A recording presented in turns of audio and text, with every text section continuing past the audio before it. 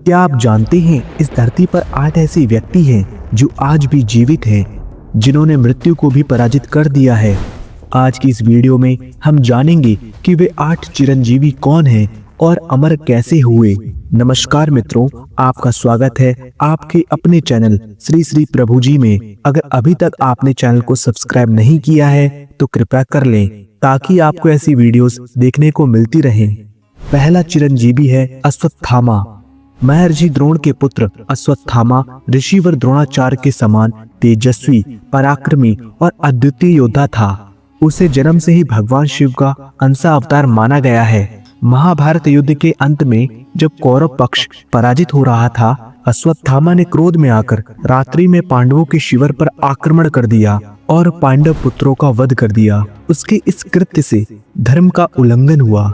जब भगवान श्री कृष्ण ने अश्वत्थामा को दंड दिया, तब उन्होंने कहा, हे अश्वत्थामा, तुम मृत्यु से वंचित रहोगे, युगों तक पृथ्वी पर भटकते रहोगे, पर मृत्यु तुम्हें स्पर्श नहीं करेगी, तुम्हारे घाव कभी नहीं भरेंगे और तुम्हें संसार के दुखों का साक्षी बनना होगा। इस प्रकार अश्वत्थामा अमर तो हुआ, परंतु उनका अमरत्व वरदान नहीं, एक दारुण श्राप बन गया। कथा मान्यता अनुसार वे आज भी हिमालय और घने वनों में तपस्या करते देखे जा सकते हैं।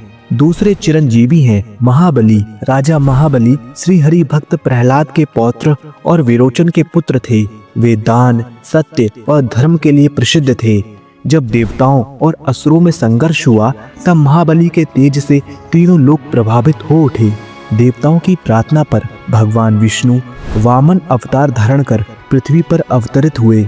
वामन देव ने बलि से 3 पग भूमि दान में मांगी।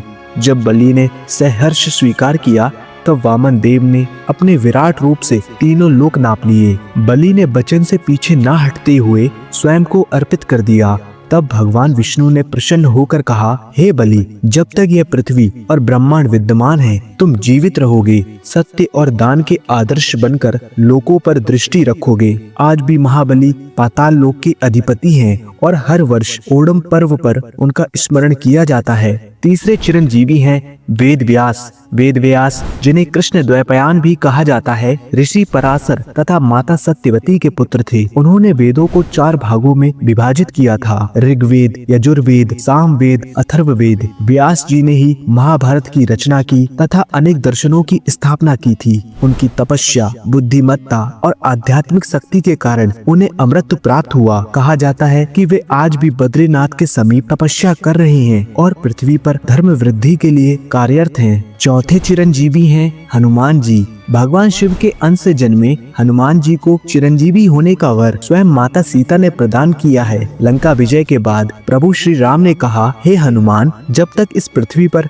मेरा नाम रहेगा, तुम भी इस पृथ्वी पर रहोगे और भक्तों के दुख दूर करोगे। हनुमान जी भक्ति भाव के सर्वश्रेष्ठ उदाहरण, अनंत बल के धारक और संकट मोचन कहलाते हैं। मान्यता है कि वे आज भी जहाँ रामायण जी का पाठ होता है, वहाँ अदृश्य रूप से उपस्थित रहते हैं। 5वें चिरंजीवी हैं विभीषण। रावण के छोटे भाई विभीषण असुर कुल में जन्मे, परंतु धर्म, नीति और सत्य का पालन करते रहे। जब रावण ने अधर्म का मार्ग अपनाया, तो विभीषण ने श्री राम का पक्ष लिया। लंका विजय के बाद श्री राम ने कहा, हे विभीषण, तुम सदा धर्म पालक राजा बने रहो। आगामी कलयुग तक जीवित रहकर तुम रावण वध की कथा लोगों में प्रचलित करोगे। इस प्रकार विभीषण चिरंजीवी बनकर अभी भी लंका में अदृश्य रूप से शासन कर रहे हैं। छठे चिरंजीवी हैं कृपाचार्य। कृपाचार्य द्रोणाचार्य के समान ही महान गुरु और युद्ध कला के आचार्य थे। कौरव और पांडव दोनों के वे समान रूप से शिक्षक रहे। कृपाचार्य की महानता, तपस्या और निष्पक्षता से प्रसन्न होकर देवताओं ने उन्हें वरदान दिया कि जब तक पृथ्वी पर धर्म की स्थापना होती रहेगी, तुम जीवित रहकर संसार को ज्ञान प्रदान करते रहोगे। महाभारत युद्ध के बाद भी वे जीवित रहे। युधिष्ठिर के शासन काल में उन्होंने गुरु का उत्तरदायित्व निभाया। 7वें चिरंजीवी हैं भगवान परशुराम। भगवान विष्णु के छठे अवतार भगवान परशुराम ब्राह्मण कुल में जन्मे, परंतु क्षत्रिय जैसे पराक्रम के धनी थे। उन्होंने अत्याचारियों के विनाश के लिए अपना जीवन समर्पित किया। कथा अनुसार वे आज भी हिमालय में तपस्यारत हैं और समय आने पर कल्कि अवतार को दिव्य अस्त्र शस्त्र की शिक्षा प्रदान करेंगे। 8वें चिरंजीवी हैं मार्कंडेय ऋषि।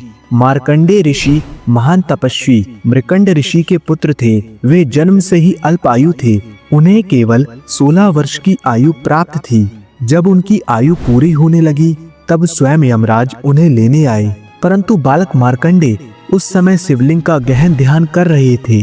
यमराज ने उन्हें अपने पास में बांधना चाहा, तभी मार्कंडेय ने महादेव से रक्षा की प्रार्थना की। उसी क्षण भगवान शिव शिवलिंग से प्रकट हुए। महादेव ने यमराज को रोकते हुए कहा, यह बालक मेरा अनन्य भक्त है, इसका जन्म मृत्यु पर अधिकार नहीं है। आज से यह चिरंजीवी होगा, युगों युगों तक जीवित रहकर तपस्या करेगा और ब्रह्मांड में धर्म की रक्षा हेतु उपस्थित रहेगा। और तब से मार्कंडेय ऋषि अमर हुए। कथाओं के अनुसार वे आज भी समय, आयु और मृत्यु के पार बद्री क्षेत्र और हिमालय की गहन तपोभूमि में साधना कर रहे हैं। उन्होंने ही मार्कंडेय पुराण और देवी महात्म्य अर्थात दुर्गा सप्तशती का दिव्य वर्णन किया है, जिससे वे सनातन धर्म के सबसे पूज्य ऋषियों में गिने जाते हैं। ये 8 चिरंजीवी केवल पुराणों की कथाएं नहीं, बल्कि मानवता के लिए शाश्वत संदेश हैं। अश्वत्थामा चेतावनी देता है, बलिदान सिखाते हैं, व्यास ज्ञान देते हैं, हनुमान भक्ति का आधार है, विभीषण नीति का मार्ग है, कृपाचार्य गुरु शक्ति के प्रतीक हैं, भगवान परशुराम न्याय और पराक्रम का प्रवाह है, और मार्कंडेय ऋषि मृत्यु पर विजय पाने वाले अमर योगी, अटल श्रद्धा और भगवान भक्ति का सर्वोच्च उदाहरण है। तो मित्रों, आशा करते हैं कि आपको ये वीडियो पसंद आई होगी। अगर ये वीडियो पसंद आई हो तो वीडियो को लाइक करें, चैनल को सब्सक्राइब करें। हम मिलेंगे आपको एक और ऐसी वीडियो में, तब तक के लिए जय श्री हरि।